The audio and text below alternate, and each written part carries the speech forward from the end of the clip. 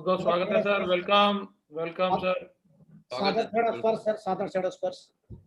जो सर जो आज मेरे जीवन का अनमोल पल है कि जब मैं अपने रोल मॉडल, अपने आइकॉन, अपने पथ प्रदर्शक के सामने अपने आप को प्रेजेंट करने का मौका है। मेरे लिए इससे बड़ी धरोहर हो नहीं सकती पूरे जीवन की कि आज परम श्रद्धेय और इस नेटवर्क मार्केटिंग के बेताज बादशाह, आर्थिक युग क्रांति के महानायक, दो महान गुरुओं के सामने अंबिका कुछ बात कहने का मौका है। और मैं जब से इस बिजनेस में आया हूं तब से मैंने एक ही बात देखा कि परम श्रद्धेय श्रीमान विजय पाल सर और परम श्रद्धेय श्रीमान जसवीर सर, जो आज सिर्फ डायरेक्ट सेलिंग में लाखों लोगों के दिलों के धड़कन नहीं है, बल्कि ये व्यक्तिगत जीवन में भी और आर्थिक युग क्रांति, जो हमारे भारत में आर्थिक क्रांति की तरफ हम लोग बढ़ रहे हैं, उसके महानायक भी हैं। दोनों महान गुरुओं के श्री चरणों में सादर चरण वंदना अंबिका प्रसाद का स्वीकार करें। जय जी, जय। आज मुझे आपके चरणों में कुछ शब्द रखने का मौका मिला है और मैं अपनी इस सौभाग्यता को आपके चरणों में गुरु दक्षिणा के रूप में प्रस्तुत करूंगा। इसमें मेरा कोई शब्द नहीं होगा, ये शब्द आप ही लोगों के हैं। मैं सिर्फ एक स्पीकर का काम करने के लिए आया हूं और मैं कुछ सिखाने लायक नहीं हूं, इसलिए क्षमा चाहूंगा। इस पैनल पे जितने हमारे सम्मानित साथी हैं, आप सभी का भी बहुत हृदय से अभिनंदन, बहुत बहुत आभार, आप सभी का बहुत बहुत धन्यवाद। हमारे जितने भाई बहन हैं वो उनको सभी को सादर प्रणाम, आशीर्वाद जो जिस रूप में है। मैं अंबिका प्रसाद आज हृदय की गहराई से बहुत ही गौरवान्वित महसूस कर रहा हूं कि आपके श्री चरणों में मुझे जो शब्द रखने का मौका मिला है। और मैं कुछ सिखाने लायक नहीं हूं, क्योंकि मैं गुरुओं के सामने जिनको देख करके मैंने आगे बढ़ना शुरू किया, उनके समक्ष मेरी बोलने की कोई औकात नहीं है। मैं बिल्कुल इस बात को कहने में मुझे कोई गुरेज नहीं है कि मैं जब पहले दिन से शुरुआत किया और परम श्रद्धेय श्रीमान विजय पाल सर को देखा तो मैंने नाम की परिभाषा सर की देखा कि नाम में ही विजय छिपा हुआ है और पूरे दुनिया में विजय का जो डंका सर ने फहराया है। मैं बहुत प्रभावित हूँ। सर का जो ऑरा है उस क्षेत्र में जाने के बाद अगर मुर्दा भी पहुंच जाए तो मुझे लगता खड़ा होकर बहुत बड़ा काम करता है। और श्रीमान जसवीर सर को मैंने देखा कि सर के नाम में ही जस है और जहां भी जाएंगे पूरी दुनिया में अपनी कीर्ति का प्रकाश फैलाते हैं और जिसके तरफ एक बार देख रहे उसका जीवन बदल के रख देते हैं। तो श्रीमान जसवीर सर को भी श्री चरणों में बहुत बहुत चरण वंदना और बहुत बहुत अभिनंदन, बहुत बहुत आभार। हृदय की गहराई से मैं आपके प्रणाम करता हूं और आशीर्वाद चाहता हूं, आगे इजाजत चाहता हूं कि कुछ बोलने की स्क्रीन शेयर करने का मौका मिले। जी जी सर, आपको होस्ट हैं, आप कर सकते हैं सर। जी जी सर।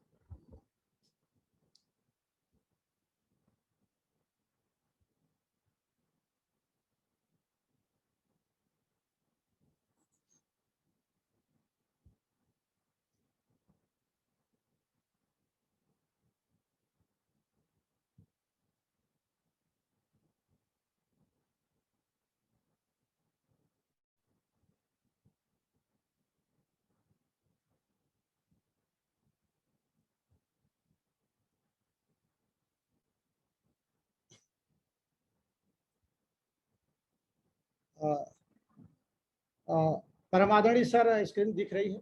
जी सर, बिल्कुल दिख रही है सर, बिल्कुल दिख रही है। बस आपका आदेश और आपकी आज्ञा, मैं आगे बढ़ता हूँ आपका आदेश लेके, क्योंकि भगवान श्री रामचंद्र की खड़ाओं को ही रख करके भरत ने इस गद्दी को संभाला था। तो मैं आपके चरणों का आशीर्वाद लेकर के यहीं से छू करके आशीर्वाद लेता हूँ, आगे बढ़ने का प्रयास करता हूँ। गुरुदेव सर। सर बिल्कुल सर। पुनः आपका बहुत बहुत अभिनंदन। श्रीमान विजय पाल सर का के श्री चरणों में अंबिका प्रसाद का सादर चरण स्पर्श, चरण वंदना और बहुत बहुत स्वीकार करें। गुरुदेव स्वीकार है। शेप शॉप जिसकी वजह से आज अंबिका का अस्तित्व है और triple S shape shop direct deal से आप सभी सम्मानित और महत्वाकांक्षी हमारे दमदार साथियों का बहुत बहुत स्वागत, बहुत बहुत अभिनंदन, बहुत बहुत आभार। इस चैनल पे जहां से सिर्फ और सिर्फ यूनिवर्सल क्राउन एम्बेसडर निकालने की ही तैयारी होती है। जैसा कि बाहर लोग बोलते हैं कौन बनेगा करोड़पति, लेकिन मैं बोलता हूं अगर इस पैनल पे आप जुड़े रहें और कुछ दिन तक जुड़े रहेंगे तो यहाँ पर सीधा एक ही बात निकल के आती, यूनिवर्सल क्राउन एम्बेसडर। तो बहुत बहुत स्वागत है भविष्य के सभी यूनिवर्सल क्राउन एम्बेसडर से। तो मैं अंबिका प्रसाद हृदय की अनंत गहराइयों से आपका स्वागत करता हूँ, वेलकम करता हूँ। आज जो मेरा अस्तित्व है, जो मेरी पहचान है, वो सिर्फ और सिर्फ सेफ शॉप है। सेफ शॉप को मेरे जीवन से हटा दिया जाए तो अंबिका सिर्फ एक शून्य है, और सेफ शॉप मेरे जीवन में आया तो इस शून्य का महत्व हो गया। ये सेफ शॉप में आने की वजह से हुआ। तो मैं हृदय की गहराई से सेफ शॉप जैसे महान अपॉर्चुनिटी, जो लाखों नहीं करोड़ों नहीं बल्कि आने वाले पद्मों पदम लोगों की जिंदगी में खुशियां और प्रकाश डालने वाली है, ऐसे कंपनी को मैं सत बार कोट से बार पद्मों पदम बार धन्यवाद और कृतज्ञता जाहिर करता हूं कि मुझे यहाँ आने का मौका मिला। मैं इस बिजनेस में आने से पहले क्या था, थोड़ा संक्षिप्त परिचय जरूर देना चाहूंगा। नाम मेरा अंबिका प्रसाद है, मैं आजमगढ़ जनपद का रहने वाला हूँ। मेरा जन्म एक किसान परिवार में हुआ और घर की स्थिति बहुत अच्छी नहीं थी। पिताजी किसान थे, पढ़ाई लिखाई और उसी सीमित संसाधन में करना था और जीवन के लक्ष्य को पाना था। जब मैं प्राइमरी में पढ़ने के लिए जाया करता था, पेड़ हुआ करते थे हमारे यहाँ, उसी में हमारा स्कूल चलता था और 6 पैसा उस वक्त फीस लगती थी। तो 6 पैसा भी जमा करने के लिए मेरी माता जी को कभी कभी झोले में सरसों या गेहूं देना होता था, मैं बेच करके फीस जमा कर पाता था। ऐसे परिवेश से निकल के आया हूँ, लेकिन मैं सौभाग्यशाली हूँ कि मुझे दुनिया के सबसे बेहतरीन और सबसे ज्यादा प्यार करने वाले, सबसे ज्यादा संस्कार डेवलप करने वाले मेरे माता पिताजी मुझे मिले। अगर वो मुझे जीवन नहीं देते और इतना अच्छा संस्कार नहीं देते तो शायद मैं आज इतने बड़े लेजेंड के सामने अपनी बात रखने के काबिल नहीं होता, और उन्हीं का सब कुछ है। मैंने अपनी पढ़ाई लिखाई को किया, सीमित संसाधन में पढ़ाई लिखाई करने के बाद मैं अपने सपनों को लेकर के लखनऊ में अपने भविष्य की तलाश करने आ गया। अपने भविष्य की तलाश में लखनऊ आया तो लखनऊ जैसे शहर में मेरा अपना कोई नहीं था, और लेकिन एक बात मेरे साथ हमेशा थी, मेरा हौसला, मेरे इरादे और मेरा सपना, ये मेरे साथ थे। इसके अलावा ना पैसा था, ना ही मेरा कोई रिश्तेदार था, ना कोई रहने की जगह थी।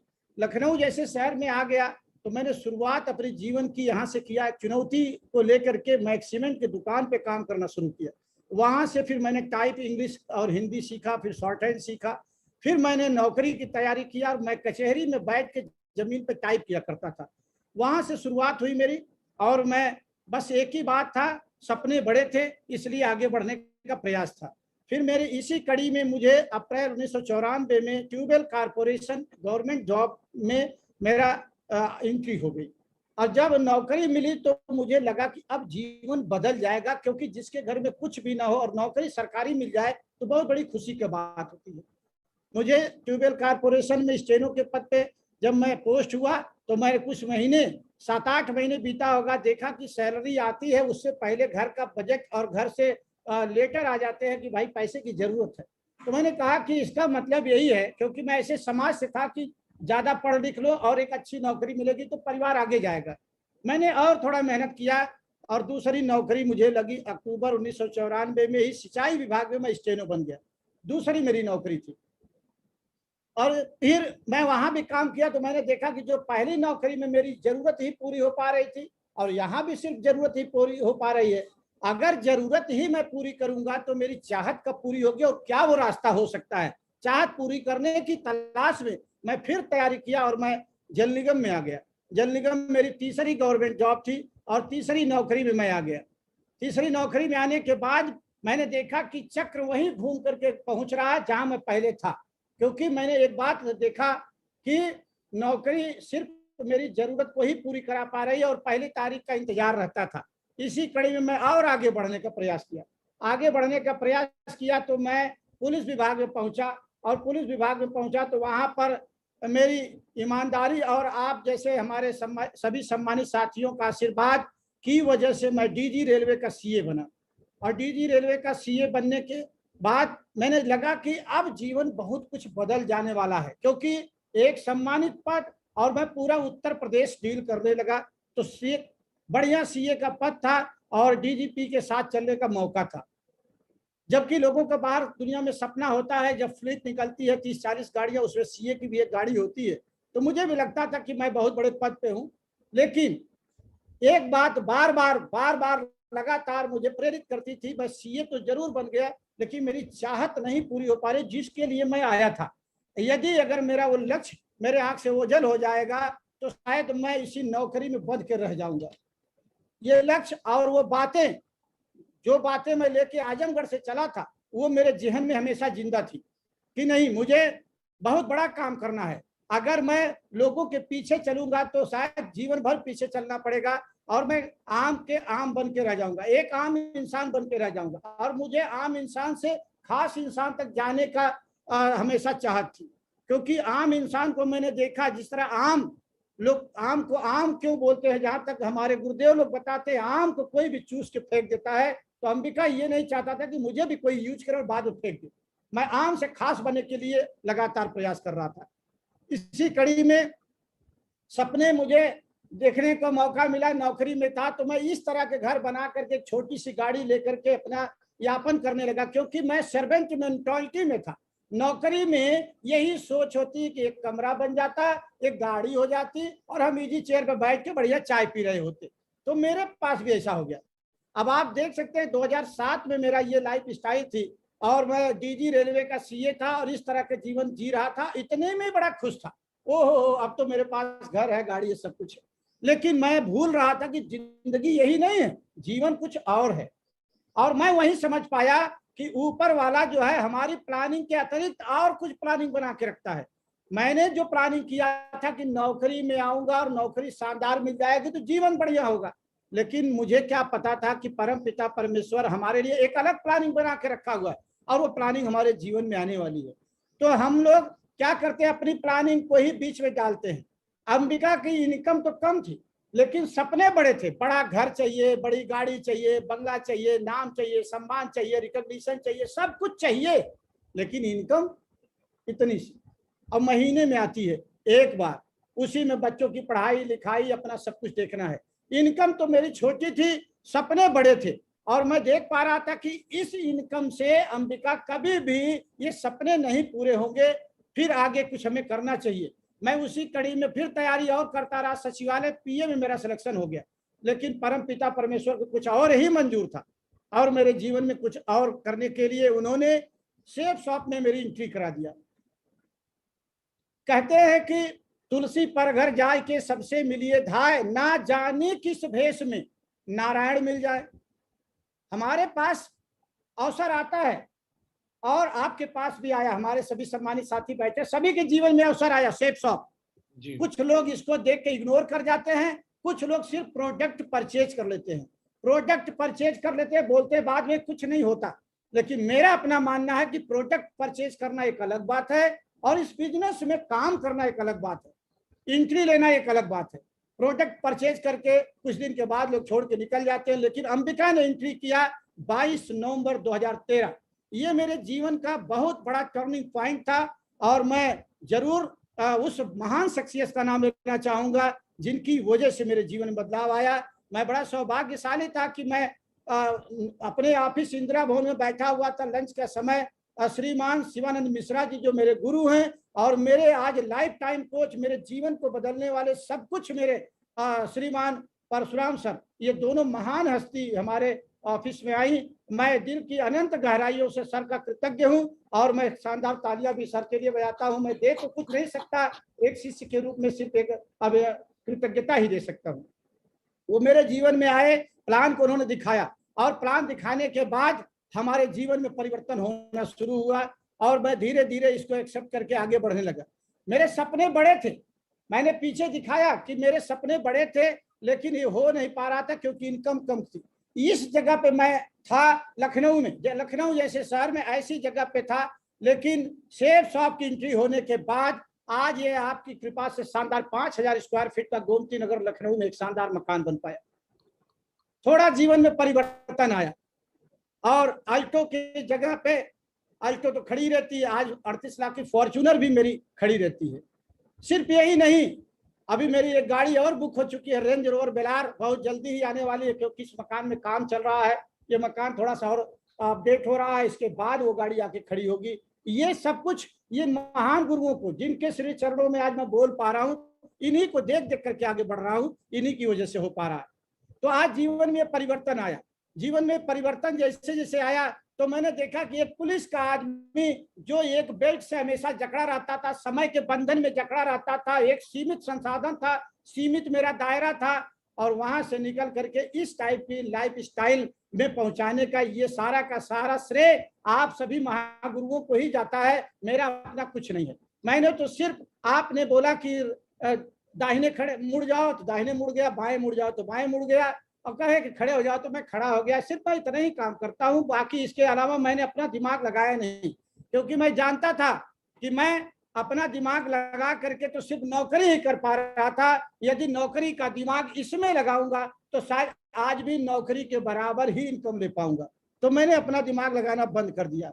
आज शानदार लाइफ है, ये हमारे जीवन में अचीवमेंट हुआ, छोटा सा धीरे धीरे। आज लखनऊ गोमती नगर विस्तार में जहां मैं रहता हूं, यहाँ मेरे पास आपके आशीर्वाद से लगभग 20,000 स्क्वायर फीट जमीन मैंने यही से परचेज किया, और अभी एक कॉलेज बनवाने के लिए स्टेट हाईवे पे हमने 2 बीघा जमीन और लिया। बहुत कुछ जीवन में बदलाव हो रहा है, जीवन बदलता चला जा रहा, सिर्फ और सिर्फ हनुमान मोड में आने की वजह से। क्योंकि हम लोग बार बार ट्रेनिंग में लेते हैं, तो वहां हर ट्रेनिंग में मैं देखता हूं कि 2 तरह के लोग मिलते हैं। एक हनुमान मोड वाले, जैसा कि आप लोग हैं, कि गुरुदेव ने बोला तो आपने बोला यस करके गुरुजी अभी आएंगे, और एक अर्जुन मोड वाले। अर्जुन मोड वालों के लिए ट्रेनिंग होती है, बाकी हनुमान मोड के लिए ट्रेनिंग नहीं बनी है, क्योंकि हनुमान मोड के लोग हमेशा जैसी प्रभु की आज्ञा बोल करके अपने काम के लिए निकल जाते हैं, और अर्जुन मोड के लोगों के लिए ही बार बार लगातार ट्रेनिंग देने की जरूरत पड़ती है। और मैं यहाँ तक समझ पा रहा हूँ कि 18 अध्याय 700 श्लोकों के माध्यम से समझाने के बाद भी अर्जुन को समझ जब नहीं आया, तो साक्षात भगवान को विराट रूप धारण करना पड़ा कि आप देखो जिंदगी क्या है, जीवन क्या है। तो विराट रूप धारण करने के बाद उन्होंने गांधी को उठाया था। लेकिन हम लोग सभी सौभाग्यशाली, मेरे जितने भाई बहन आज इस जूम ऐप पे मुझे सुन रहे हैं, हम सभी बहुत सौभाग्यशाली है कि हम लोग हनुमान मोड में ही रहते हैं और यस बोलते ही रहते हैं। तो आप सभी को बहुत बहुत बधाई और बहुत बहुत धन्यवाद कि आप सभी हनुमान मोड में हैं। मैं जिस पद को पाने के लिए लगातार मेहनत कर रहा था कि सीए बन जाऊं, बड़ी नौकरी मिल जाएगी तो बड़ा काम हो जाएगा। डीजी रेलवे का सीए होने के बाद जब मेरा रिटायरमेंट डेट थी अप्रैल 2029, आप शायद स्लाइड में देख पा रहे होंगे, 2029 में मेरा रिटायरमेंट था। लेकिन धन्य है हमारे सभी महागुरु, धन्य है ये बिजनेस, धन्य है हमारे महान डायरेक्टर, धन्य है आप जैसे गुरु कि मुझे एक बंद कमरे से निकाल कर यहाँ तक आपने पहुंचाया। और मैंने स्वेच्छा से, कभी भी मेरे अपलाइनों ने नहीं कहा कि अंबिका नौकरी छोड़ दो, कभी भी, क्योंकि माता पिता और गुरु हमेशा अपने बच्चे का भला ही चाहते हैं और वो हमेशा आपकी हमारी भलाई के लिए ही कार्य करते हैं। वो कभी भी नहीं उन्होंने कहा कि नौकरी छोड़ के आ जाओ। लेकिन मुझे लगा कि नहीं, अब यहाँ से मुझे निकलना चाहिए और निकल कर मैं अपने भाई बहनों के पास पहुंचूं जो अंबिका की तरह से कभी दर्द झेल चुके हैं गरीबी रूपी बीमारी का। अगर गरीबी रूपी बीमारी का दर्द झेल चुके हैं तो वहां से निकलने की हमें जरूरत है। तो मैंने अपनी नौकरी से वीआरएस ले लिया 31 अक्टूबर 2018 को। मैंने 31 अक्टूबर 2018 को नौकरी से वीआरएस ले लिया। उस समय मेरी सैलरी जो होती थी 1,34,000। ये बहुत ज्यादा नहीं है, मैं कहता हूं हमारे बहुत साथी है इससे ज्यादा बाहर की दुनिया में कमाते होंगे, हो सकता है कि बहुत से लोग हैं इससे ज्यादा सैलरी मिलती हो, लेकिन ये बहुत ज्यादा नहीं था। फिर भी एक डिसीजन लेने के लिए पावर की जरूरत पड़ती है और वो पावर हमारे गुरुओं की वजह से आती है। ये पावर सिर्फ और सिर्फ हमारे भगवान के रूप में जो गुरुदेव हैं, मैं जरूर इनको नमन करता हूं और इनके चरणों में ही मैं प्रणाम करके मेरी जीवन की शुरुआत होती है प्रतिदिन का। और मैंने देखा कि इनके जो हमारे भगवान के रूप में श्रीमान माधव सर जैसा नाम है, ऐसा ही हमारे लिए भगवान भी हैं। मैं जब भी सर को देखता हूं तो वही बीड़ा बजाते, वही बंसी बजाते हुए मुझे भगवान श्री कृष्ण की छवि आती है और मैं सर के श्री चरणों में पद्म बार शीश झुकाते हुए आशीर्वाद की कामना करता हूं। और सर के नॉलेज की वजह से अंबिका ने अपनी जिम्मेदारी को महसूस किया। हम सभी बड़े सौभाग्यशाली हैं कि ऐसे मेंटरशिप में काम करते हैं जहां साक्षात भगवान के रूप में हमारे गुरुदेव हैं। और गुरुदेव ने पिछले लॉकडाउन में ये कुछ ऑडियो भेजे थे, चाहे वो 3 पावर की हम बात करें, साइंस ऑफ ग्रेटिट्यूड की बात करें, power of responsibility, power of dream, power of prayer, आप सभी लोगों ने सुना होगा। लेकिन मैंने सुना तो सुना, और सुनने के बाद मैंने क्या किया, शायद आप देख पा रहे होंगे इस डायरी में जो आदरणीय गुरुदेव ने अपने अनमोल वचन दिए थे, और उस अनमोल वचन को मैंने लिखना शुरू किया। और ये मैंने इस तरह से डायरी मेंटेन करना शुरू किया। मैंने सभी ऑडियो की, हर एक ऑडियो के करीब लगभग 10-10 पेज मैंने लिखा इस डायरी में।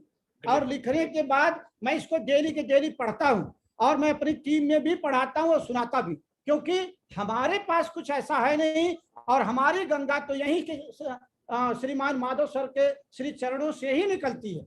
ये हमारी गंगा वहीं से निकलती है और वहीं जाके समाप्त होती है।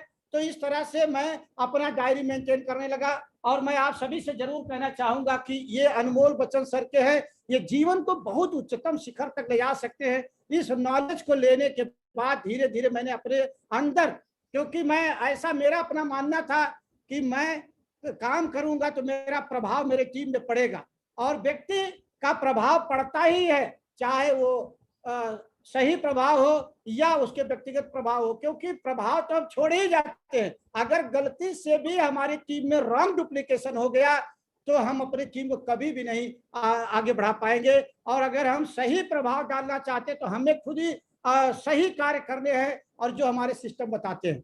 तो मैंने गुरुदेव के सारे ऑडियो को सुना, और डायरी मेंटेन करने के बाद फिर मैं यहीं से मुट्ठी बांध करके और सक्रिय हो गया काम को करने के लिए, क्योंकि मैंने देखा कि गुरुदेव की जो वाणी है वो अमृत वाणी है मेरे लिए। मेरे लिए कोई और भगवत गीता नहीं है, मेरे लिए कोई मंदिर नहीं है, मेरे लिए आप ही का चरण ही मेरे लिए मंदिर है, मेरे लिए मस्जिद है, मेरे लिए काबा है, गुरुद्वारा है, सब कुछ मेरा यही है। और मैं यहीं से प्रणाम करके रोजाना आगे बढ़ता हूँ। यहाँ से जब मुझे नॉलेज मिला तो फिर मैंने अपने आप को पूछा कि भाई मैं कौन हूँ कि मैं क्या कर सकता हूँ। मैंने अपने आप से प्रश्न पूछा। आज मैं सभी भाई बहनों से जरूर निवेदन करूंगा कि ये बात मैंने अपने आप से पूछा था। यदि हमारे जो साथी हैं जो अभी टोपाज एंड एबव में है, जो टोपाज और आसपास है, जो अभी डायमंड बनने की लगातार लाइन में लगे हैं, आदरणीय गुरुदेव के श्री चरणों में जो बताते हैं, क्योंकि ये मैं जो बोल रहा हूँ मेरे शब्द नहीं है, ये आप और सत्यापित कर सकते हैं हमारे महान गुरुजनों से, हमारे महान साथियों से, जिन्होंने बहुत बड़े मुकाम को हासिल किया है, जो मुझसे बहुत ऊंचाई पे हैं, जो मुझसे हमेशा श्रेष्ठ है, मेरे पूजनीय है, आदरणीय है, उनसे आप सत्यापित भी करते रहिएगा। सिर्फ यही नहीं कि अंबिका जो बोल दिया इसी वजह से करना है, क्योंकि मैं तो एक स्पीकर का काम कर रहा हूँ। ये सारे शब्द आप ही लोगों के हैं जो हमारे पैनल पे हमारे सम्मानित, हमारे सभी मरकरी लीडर और हमारे Venus leader, triple diamond, double diamond, सभी हमारे सम्मानित साथी, उन्हीं के शब्द हैं, बस रूप बदल गया है। तो मैंने अपने आप से पूछा कुछ प्रश्न कि मैं कौन हूं। पहला उत्तर मुझे मिला कि मैं अपने जीवन का शिल्पकार हूं। ये ऑडियो में मुझे समझ में आ गया था श्रीमान माधव सर के। और उसके बाद मैं लगातार अपने आप से प्रश्न, एक से एक प्रश्न लगा पूछने कि मैं अपने परिवार को, अपने टीम को सफलता के शिखर पे ले जा सकता हूं, मैं क्यों बैठा हूं। जैसा कि रामचरितमानस में बोला भी जाता, का चुप साध रहा बलवाना, इतना बलवान होने के बाद क्यों चुप मार के बैठे हो, जामुन जी याद दिलाते हैं। तो मैं भी देखा कि मुझे यहाँ से आगे बढ़ने की बात करनी चाहिए, और मैं अपने सपनों से प्यार करता था, इसीलिए नौकरी में बार बार लगातार आगे बढ़ने की दिशा में था। मेरे परिवार के सुनहरे कल की जिम्मेदारी मेरी थी, क्योंकि मैं उस गरीबी से निकल के आया था और उस गरीबी के दलदल में अपने परिवार को नहीं छोड़ सकता था, इसलिए उसकी जिम्मेदारी मैंने लिया और मैंने काम करना शुरू किया।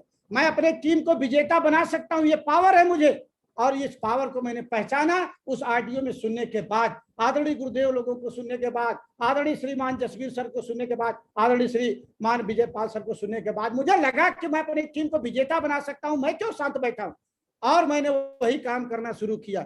अगला उत्तर मिला कि मैं अपने साथ साथ लोगों की जिंदगी भी बदल सकता हूं, और मैंने उसी कड़ी में अपने आप को आगे बढ़ाने का कार्य किया।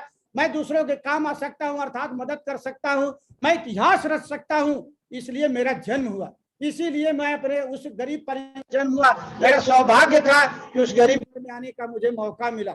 यदि मैं वहां नहीं आता तो शायद मेरे जीवन में ये अधूरापन रहता।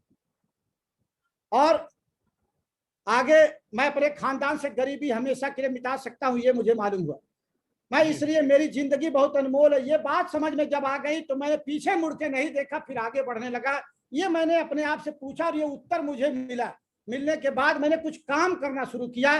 वो काम कौन थे मैं जरूर शेयर करना चाहूंगा कि मैंने अपने आप से अपने लक्ष्य की प्राप्ति के लिए निम्नांकित कार्य प्रतिदिन करना शुरू किया कि क्या मैं अपना लक्ष्य प्रतिदिन तय करता हूं, क्योंकि ये गलती मैं कर रहा था, ये गलती अंबिका से हो रही थी और मैं अपना लक्ष्य नहीं तय करता था। मैं हवा में दौड़ता था, कभी इधर कभी इधर, कभी गलत डायरेक्शन में चला जाता था। तो मैंने देखा कि क्या मैं अपना लक्ष्य प्रतिदिन तय करता हूं, क्या मैं प्रतिदिन प्लान दिखाता हूं, क्योंकि जिसकी वजह से हमारा वजूद है, जिसकी वजह से बिजनेस है, जिसकी वजह से आगे बढ़ेंगे, क्या मैं डेली करता हूं, क्या मैं लिस्ट को अपग्रेड करता हूं, क्योंकि अभी आदरणीय सर ने भी लिस्ट की जिक्र किया और जब तक हम लिस्ट को अपग्रेड नहीं करेंगे, लिस्ट को बराबर नहीं बनाते रहेंगे तो हमारी लिस्ट समाप्त हो जाएगी और बिजनेस से हम बाहर हो जाएंगे। क्या मैं प्लान और सिस्टम की जानकारी लोगों को देता हूं, मैंने अपने आप से ये देखा और अपनी कमी को ढूंढा, क्या मैं फॉलो अप करता हूं। इसी तरह से सारे बातें थी कि मैं FIM करता हूं कि नहीं, मुझे रजिस्ट्रेशन आता कि नहीं आता तो मैं सीखूं, और मैं स्वयं और मेरी टीम को टेस्ट 10 का फॉर्मूला पे रखता हूं कि नहीं रखता हूं, मैं ग्रुप मीटिंग में जाता हूं या करता हूं। ये सारी बातों को मैंने देखा। क्या मैं ट्रेनिंग में समय से पहुंचता हूं, समय का बड़ा महत्व है। डिसिप्लिन विभाग में मैं था इसलिए डिसिप्लिन सीख पाया। मैं वेन्यू प्लान में समय से जाता हूं कि नहीं, क्या मैं प्रतिदिन सभी लीडरों से, चाहे वो मेरे अपलाइन हो, मेरे गुरु हो, चाहे मेरी टीम हो, मैं क्या बात करता हूं कि नहीं करता हूं। क्या मैं प्रतिदिन अपने अपलाइन को रिपोर्ट करता हूं। मैं पहले गलतियां करता था, नहीं करता था रिपोर्ट, सोचता था कि ऐसे चलेगा, लेकिन मैंने अपने आप पे सुधार किया, अपने आप को तराशा, अपनी गलतियों को एक काम करना शुरू किया, क्योंकि मैं और के लिए नहीं, अपने जीवन को बदलने के लिए आया था, अपने जीवन को बेहतर बनाने के लिए आया था। इसलिए मैं प्रतिदिन इस पे काम करता था। मैंने देखा क्या मेरा अपने अपलाइन और पूरी टीम से बेहतर तालमेल है, तो मैंने देखा कि कहीं कमी ना हो जाए। इसलिए मैंने एक चीज सीखा कि जिस तरह दूध में पानी को मिला देने के बाद पानी अपना अस्तित्व खो देता है, फिर भी दूध बोलता है कि दोस्त, अगर तूने मेरे अंदर मिलने के बाद, मुझ में मिलने के बाद अपना अस्तित्व खो दिया तो तुम्हारा भाव मैं बढ़ा दूंगा, तुम्हारा रेट बढ़ा दूंगा। और दूध के साथ पानी भी 60 रुपया लीटर बिक जाता है, लेकिन पानी ने भी संकल्प लिया कि यदि आपने मेरे भाव को बढ़ाया है तो मैं भी आज संकल्प लेता हूं कि जब तक मैं रहूंगा दूध के अंदर, तब तक आपको एक बूंद जलने नहीं दूंगा और अपनी भूमिका को निभाता रहूंगा। आप देखिए, पानी जब दूध हम गर्म करते हैं तो पानी तब तक रहता है, तब तक दूध नहीं जलता। इस तरह हमें तालमेल बना के, यदि मेरे आने के बाद हमारे गुरुदेव को ये बोलना पड़े कि कुछ काम करने के लिए, तो मेरा लानत है अंबिका को लानत है कि इस बिजनेस में आने के बाद अगर गुरुदेव को कुछ कहना पड़ जाए काम के लिए, काम इतना करके दिखाएंगे कि काम की परिभाषा बदलने के लिए ही आए। काम कैसे किया जाता है गुरुदेव बताते हैं, लेकिन काम की परिभाषा बदलने के लिए जिगर की जरूरत होती है, और ये फौलादी जिगर गुरुओं ने दिया है। और इसको हम हमेशा कहेंगे कि अपने अपलाइन को एक कंपास की तरह से, जैसे हमारे परम आदरणीय परम श्रद्धेय गुरुदेव ने अभी कंपास के बारे में 6 प्रकार से हम लोगों को बहुत बेहतरीन विजन भी दिया, और हम हमेशा उन्हीं को देख करके, जहां हमारे गुरुदेव खड़े हैं वही सही दिशा है। तो हम बेहतर तालमेल मैंने बनाने का प्रयास किया और आज आपके सामने खड़ा हूं। इस तरह से मैंने काम करना शुरू किया। कुछ काम मैंने और किया। नेटवर्क मार्केटिंग में कैसे लोग सफल होते हैं मैंने पढ़ा और गुरुदेव से सीखा, वही बातें मैं आज यहाँ देखता हूँ। मैंने देखा कि जो लोग जीवन में टारगेट को बना के काम करते हैं वही सफल हो पाते हैं। जो लोग लिस्ट बनाते हैं, डेली लिस्ट अपडेट करते हैं, मैं आपको बताना